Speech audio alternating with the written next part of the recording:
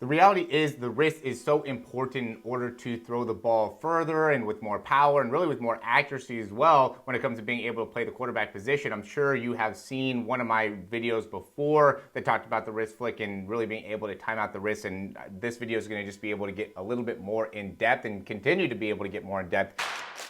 This is the newest edition of the Performance Lab. Reach your individual goals. You don't want to just talk about straight line speed. We also want to talk about your ability to be quick. We break down your video. Let's make you into the quarterback I know you can become.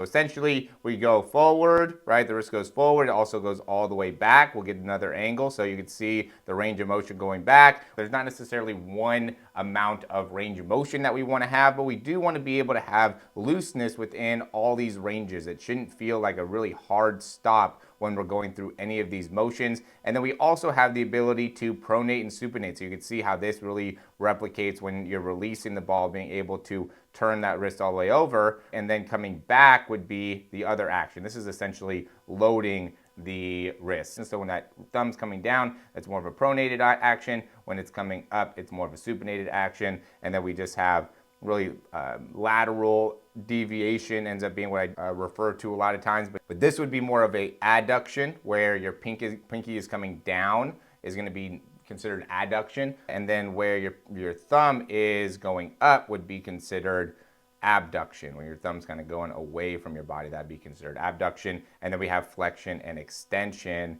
in the wrist as well. So why that ends up being important is we're gonna first see here is, so we'll go here. Right now we're in a pretty neutral wrist position. If anything, we would be like in a supinated wrist position, right? So I'm gonna have my thumb down, my fingers down, right? So I'm holding the ball, right? So my hand's in a supinated position. And really most of what's happening right now is gonna be a lift, and really being able to, as I'm continuing to lift, be able to start the process of pronation and being able to open up my hand. So I'm starting to, as I get going here, you can see I'm starting to pronate my hand. So now the palm is facing more this way, and we're gonna wanna continue to really pronate as we get all the way around here. Okay, so now I'm in more of a pronated position within my wrist. I'm not fully pronated, but I went from being fully supinated to now being more on the pronated side. Probably somewhere around here would be around where my wrist is at. I'm not all the way over, but I'm also not all the way opened this way. And then from here, I'm really driving my elbow through, and now at this stage, we're going through a little bit more of what would be considered abduction of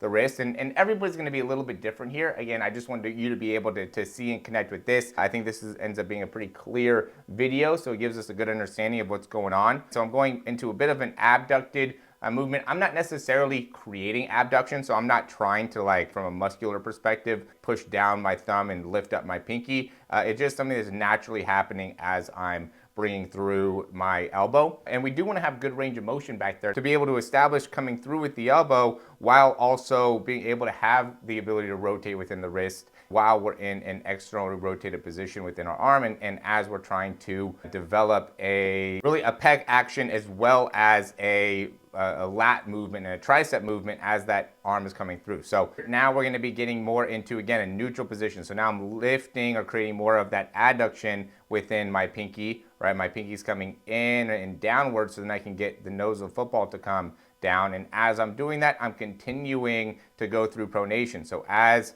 my elbow's coming around here, what that elbow position is doing, right? Because really a lot of what ends up happening when it comes to rotation ends up, this is a joint that's connected to the elbow as well as the wrist. So when I'm moving my elbow like this, what it's essentially doing is getting me more into a supinated position. It's like opening up my hand more as I'm coming through, right? So you can see if I have my hand back here, I'm not moving my hand, but if I move my elbow like this, I end up being more in a supinated position, but I need to get all the way back around. So I need to be actively getting my hand to be turning as I'm moving my elbow, so then I can get all the way back around here. And now from this position, and this is really where the video comes into play, is we want to be getting first that adduction within the pinky. So I'm trying to get, or as I'm getting around, I'm thinking about getting that nose of the football from getting up to coming downward, right? So I'm trying to work on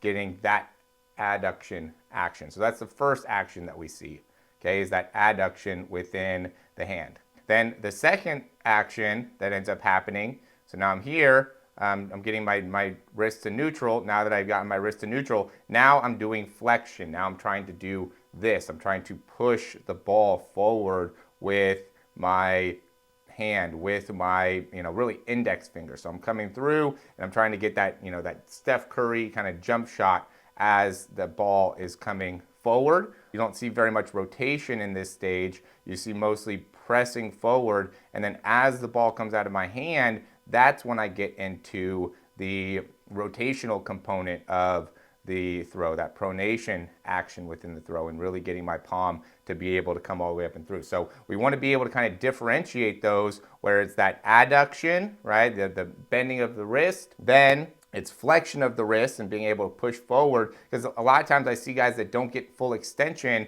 in the elbow. I know I have my jacket on so you can't see the extension, but we see people that don't have full extension because they're over emphasizing the rotation of the hand and therefore miss out on the extension within the arm, which is such a critical part in being able to generate force, right? So now we're getting the extension, and then from there we get that pronation after we get first the flexion of the wrist and extension of the arm, then we get into pronation of the wrist as we're coming all the way through the throw. Those are the three main parts of the wrist action, how the order ends up wanting to be, where you really get to see all the different movements of the wrist so you can better understand what the wrist needs to be doing. And hopefully this makes it so now you can start throwing the ball a little bit more effectively. Just get a little bit more understanding about how to be able to throw the football. You don't need to necessarily know all these concepts. You don't need to know everything about throwing the ball. I do, because I coach a wide variety of different types of quarterbacks. I have a wide variety of different types of issues and need different explanations and need different ways to be able to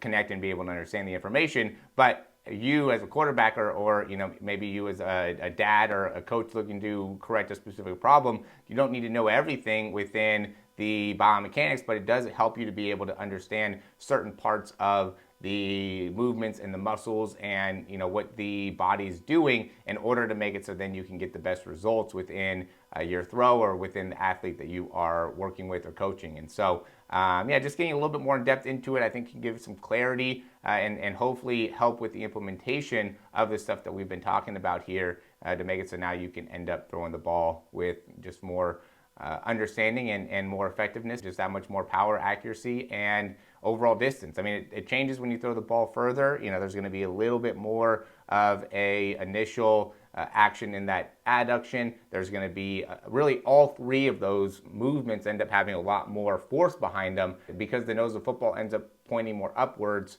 At the beginning, we want to be able to really put a big focus on getting that good adduction in the hand, and that will make it so then we can get the ball to come up and then be able to come all the way back down effectively. But at the end of the day, really being able to establish the wrist action and having the consistency within the adduction and also the flexion when throwing the deeper throws, right? Because you end up a lot of times really trying to get a lot of pronation there. And that's what makes it so the ball doesn't get the same type of turnover as when we can get the good flexion as well as adduction within the wrist. So understanding both of those ends up being really important. So as always, guys, thanks for watching. If you have any questions, comments, or recommendations, leave those down below. Check out the description. As well as the different types of programs, we have a lot of things to be able to help out quarterbacks, give you just a better understanding of how to throw the football more effectively. I think that there's a lot of quarterbacks that don't understand how to throw the football at the level that we all need to be able to truly connect to and see all the different parts. And so send in videos, making it so I can see what it is that you're doing, therefore being able to help you correct what it is that you're doing, whether it's through drills, whether it's through sending over videos like this, giving you certain explanations. I think it all makes a big difference when it comes to understanding you and your body and being able to just more effectively use your body to be able to throw the ball further. So as always, again, like, subscribe, and we'll talk to you soon.